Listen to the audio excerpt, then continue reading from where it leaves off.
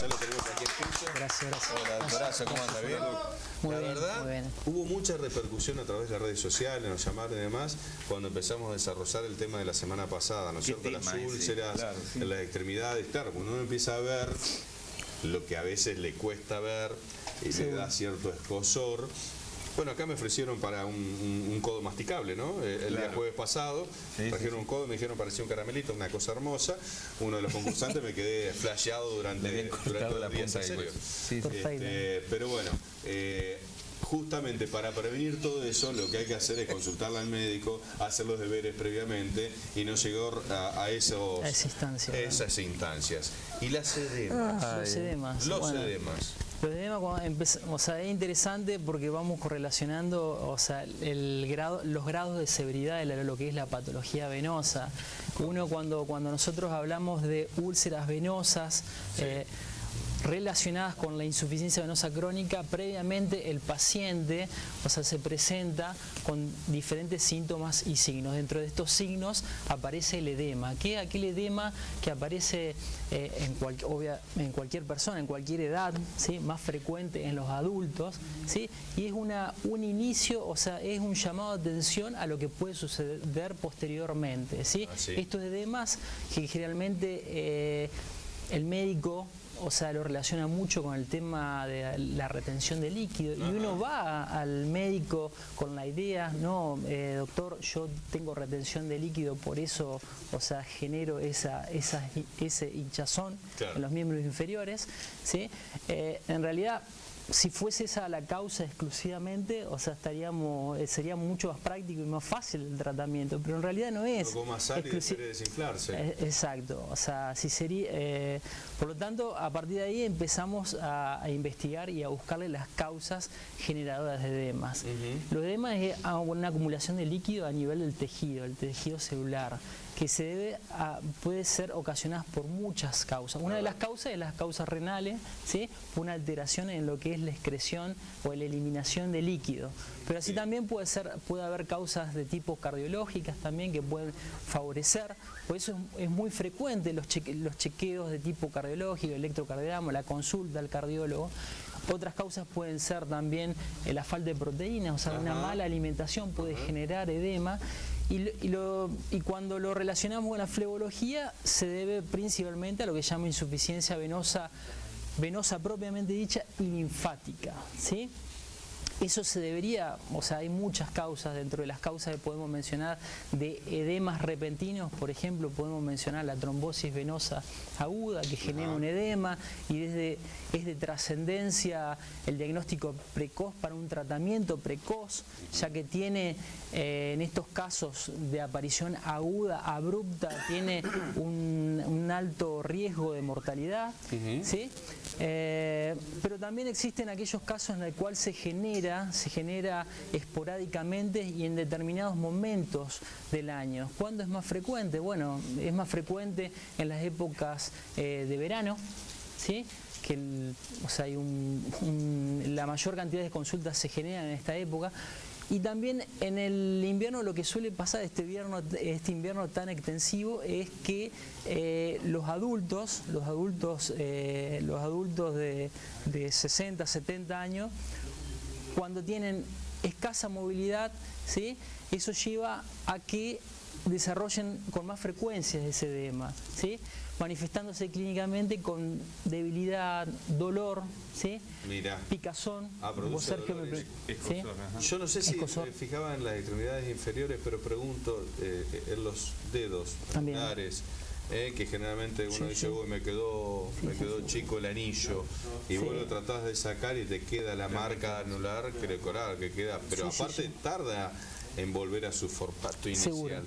Eso también es parte de lo mismo. También es parte de lo mismo, se generan las extremidades, generalmente en la parte distal, es más frecuente en los miembros inferiores. ¿Por qué? O sea, nosotros estamos en una posición en bipedestación, o sea, bipedestación sentado, es exactamente lo mismo. Por lo tanto, el líquido, o sea, la distancia entre lo que es la punta del pie y el corazón es más, o sea, existe más distancia, lo cual lo que es el retorno venoso, o sea, le cuesta más llegar al corazón. Correcto. O sea, todo lo que es los mecanismos de bombeo tienen que ejercer más más fuerza a nivel distal. Doctor, ¿hay problemas relacionados con la hipertensión que provocan edemas y también con la mala circulación asociados a todo esto? Sí y no, o sea, todos los procesos hipertensivos, generalmente lo que es hipertensión arterial, no hipertensión venosa, cuando se habla de hipertensión se habla a la parte arterial, trae consecuencias o efectos adversos más importantes relacionados a la dureza de las arterias, conllevando a la aparición de placas de ateromas y demás complicaciones más que a los edemas. Los edemas están más relacionados, como dije, a la hipertensión venosa, y esa hipertensión venosa se puede generar por muchas causas. Dentro de estas causas yo quería llegar a esto, es a la falta de movilidad. O sea, se ve mucho en pacientes ancianos y no tan ancianos, o sea, que presentan edemas, y uno, o sea, en la consulta diaria habla de retención, no, doctor, tengo retención, no. Y el paciente va convencido que es retención de líquido. Exacto. Acá existe lo que se llama la bomba soliogemelar plantar, que es una parte muscular de lo que es la pierna, que genera contracción, y esa contracción a nivel vascular venoso lleva a que ese líquido que se retiene a nivel distal evolucione hacia su circulación. Mirá qué bueno. ¿Sí? ¿Se expulsa a través de un sistema glandular? O sea, el líquido. No, se vuelca en el torrente sanguíneo. O sea, hablamos de la circulación. En las primeras charlas hablamos de la parte arterial y la parte venosa. Entre medio de esas dos circulaciones, ¿sí? Tenemos lo que son las redes capilares. ¿Sí? Ahí se generan los intercambios de gases y nutrientes. Ahí es donde vendría a ser el lugar de impacto de esa hipertensión o ese reflujo venoso. ¿Sí? Eso lleva a que se pierda líquido a lo que se llama el espacio intersticial, y eso es lo que genera el edema. Ese líquido habitualmente o normalmente es drenado por lo que es el sistema linfático. Claro, ¿sí? claro. La función del sistema linfático, además de la parte inmunológica, es el drenar de ese líquido. Ese sistema linfático, cuando excede la capacidad de absorción, se acumula líquido, y ahí se empieza a generar toda esa hinchazón, ese edema y manifestaciones de ese edema. Porque el problema del edema, o sea, a los pacientes no es que por tener edema se le van a cortar las piernas, ni no, por ahí hay mucho mito de la peligrosidad. Bueno, en realidad, o sea, es un estado patológico que tiene su trascendencia y hay que tratarlo de forma urgente. ¿Por qué? Porque puede llevar a episodios agudos, como son los procesos infecciosos, como las erisipelas, sí, claro, o la celulitis, o un estrés agudo de la piel que lleva a la ulceración de esa pierna. ¿También lleva lo mismo? También es el estado perfecto de la pierna para generarse la ulceración ante cualquier traumatismo o ante cualquier picadura de mosquito, de cualquier insecto. Y ahora, más allá de que obviamente tengo que ir a consultarle, ¿no?